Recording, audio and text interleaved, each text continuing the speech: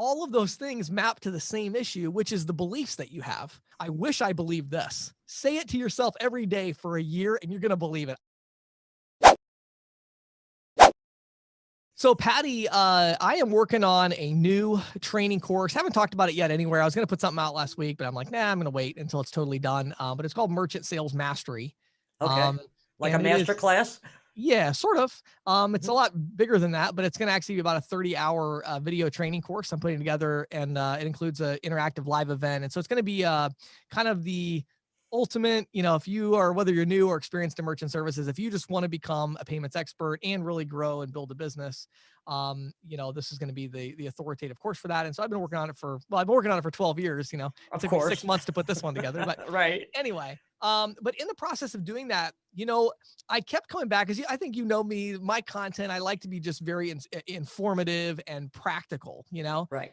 And it's funny. So I have the 6-week jumpstart program right now, which is where I do the one-on-one coaching. And Right. I was kind of auditing myself as I was making this training course outline. And I'm thinking about, what am I talking about when I'm doing one-on-one coaching? What are these people, these participants, what do they want me to talk to them about? Mhm. And what do we end up discussing? And when I really, started tracking that, I was really surprised that, I wasn't really talking about payments very much because I have all the video, it's like I already have another 30-hour video course. The reason they wanted to talk to me one-on-one was because of things like they're having a hard time prospecting, or they just are not sure if they made the right decision to go to this industry, or Mhm. they're burned out because they've already built a big portfolio and they want me to help them figure out how to get to the next step.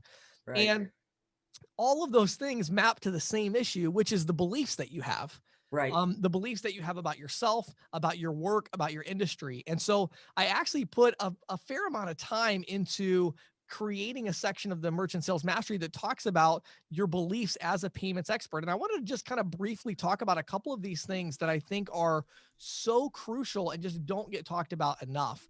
So let me just break down a few of these real quickly in no really particular order, but just some of the beliefs I've seen that are limiting beliefs and the things we can do to change our mindset. The first one is just, what do you believe is the purpose for a sales professional in general? What is the purpose? And I think if we're honest with ourselves, I think a lot of salespeople, what they really believe, they wouldn't maybe say this, but what they really believe is, my job is to talk people into something they don't want. Mm. That's what a salesperson does. If you believe that, you are never going to be Yeah. good at sales, Yeah, that's true. because True. that's not true. That Right. is what terrible salespeople do. Right. That is not what honest salespeople with integrity and passion, that's not what they do. And so a That's lot of what I've sales, always found very intriguing about you, very compelling about you, James, is you're passionate about what you're selling. yes, And very. that passion is founded in your belief system that It this is something 100% very is. good. It Yeah. is. It is. Yeah. Every morning when I get up, I take about 10 minutes and I have a list of beliefs, and I read these beliefs every morning. I believe this. I believe Mhm. this. Well, I could go through them. I have most of them memorized, but I have all these beliefs where, as a sales professional, your job is, your belief is, you have to say, as a sales professional, I am out there trying to help people to make better decisions to impact Mhm. their lives in a better way. So you have to change your belief system to say, I'm actually trying to help people. And that's why I'm selling, because I'm trying to help people make more informed decisions. And so everybody needs to have their own unique belief system, but you need to think through and change. If you have a negative belief system about sales in general, change those beliefs to more positive beliefs about how you want to help people. Um, Mhm. One of the other beliefs I have in the course I talk about is, um, I believe business owners need a payments expert like me because XYZ. fill in the blank, Right. right?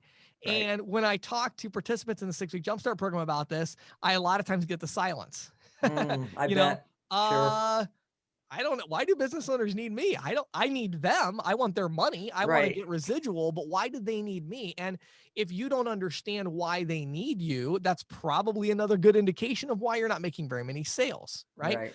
To Sure. me, people need, business owners need payments experts because payments are crucial to their business operations. Right. Doing it incorrectly can get them into all kinds of trouble, can cost Mhm. them all kinds of extra money. And now in this kind of new reality we're facing, payments are at the core of integration with crucial technology Yes. that is needed to run the business effectively, you know. Right. Right. But you need to understand and believe this is why I am needed. This is my role in the local economy.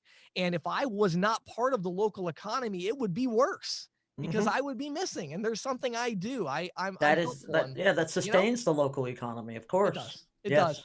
And then I think the last one I'll mention here, and again, I'm condensing a 3 hour, Presentation into. yes, into 10 minutes. But the other one I would say is, and this really is where it goes really deep, and I think a lot of people have a hard time with this one, and that is, what do you believe your purpose in life is? So now we're really, Now we're getting very we've zoomed grand. way Yeah, out, right? way up. What is your purpose in life, or your purposes in life? None of us have one purpose. We all have multiple. If you try to fit all your life into one purpose, you can't be a good parent and a good business owner at the same time if you're Right. trying to accomplish one purpose, right? You're going to have these difficult decisions, and we all have multiple things, 2 or 3 usually, that we're trying to accomplish with our life. But you need to understand that, and then where it gets practical is, how does your work in the payments industry align with that purpose, right? So Okay. so in other words, there are some people that say, well, my purpose is charitable work. I don't care one bit about payment processing, but I need money to invest in charity. Okay, great. Be honest with yourself, right? Right. The Sure. reason you're in the payments industry is to make as much money as possible. Great. Then align your decisions around that reality. Hmm. Stop doing things that are really not going to pay off because you just want to be the good guy. No, you really don't. You're trying to be the good guy in your charitable work. You're in business to make money, and that's your belief, right? Hmm. For me, my personal beliefs is all about influence. I'm trying to influence people. I'm trying to help people. So I can go the extra mile. I can make that free content that people are always, razzing me about, that are business people. They're like, James, you put so much stuff out there for free. You could make so much more money. And it's like, well, yeah, but I'm not just in the payments industry to make money. My life purpose is to influence people. Right. Yes, I also have purposes about my family, which is why I like to have the wealth. And I realize that additional cash flow helps me to grow my influence. But it's ultimately for me about influence. So that informs my decisions differently. Hmm. And what I find is with salespeople, and in this industry specifically, I find a lot of people who, they have a purpose and they feel like, yeah, I kind of know what my life's about, but they haven't connected that to what they're doing in the payment space in any Right. way. And they wonder why they're not passionate. They wonder why they can't get out of Mm. bed in the morning. They wonder why they don't want to go prospecting. Well, Right. it's because you believe that what you're doing is completely outside the scope of your purpose in life. Right. So guess Right. what? You're not very passionate about it. Well, go Right. figure, right? What Hmm. you need to do, if that rings a bell with you and you're like, wait a second, what you need to do is take a blank piece of paper, a legal pad, and a pen. Go drive out to a park somewhere that overlooks a bluff or something, and sit there for 2 hours and say, wait a minute, what is my life all about? Figure that part of it out, and then say, okay, I know what I want my life to be about. Now, what is the payments industry? How does what I'm doing fit into this? How can I make this fit in? And then adjust your decision making accordingly. And guess what? The next morning when you wake up, you're going to be like, I'm going to do something. It's my purpose in life. And all of a Yes. sudden, you just feel a little bit of extra motivation to get out there and do the prospecting, to meet those business owners, or to manage that sales team, Right. or to grow that company, or to service your merchants, or whatever it is, because you now have to align these things. And so whenever you find yourself doing something that doesn't align with your purpose, you either need to change your beliefs, right? Or you need to stop doing that because you're just Right. wasting your time. So, Yeah. again, not a topic that I've ever discussed publicly at all, but it's something that I think is, on all of my consulting calls with manager. I mean, I can't tell you, Patty, how many times I'm doing a 1 hour consulting with a sales manager that's not up to par. And the Mm. company says, James, can you spend an hour with Bill? We're struggling with him. He's not hitting. Oh, yeah, sure. I'll spend an hour with Bill. Guess what Bill and I talk about? Do you think we talk about PCI compliance? What No. we talk about Bill's beliefs. Okay. How many salespeople do you have? 20. Okay. How many of them have a better life today than they did a year ago because of you? Hmm. And it's like, oh, I don't know.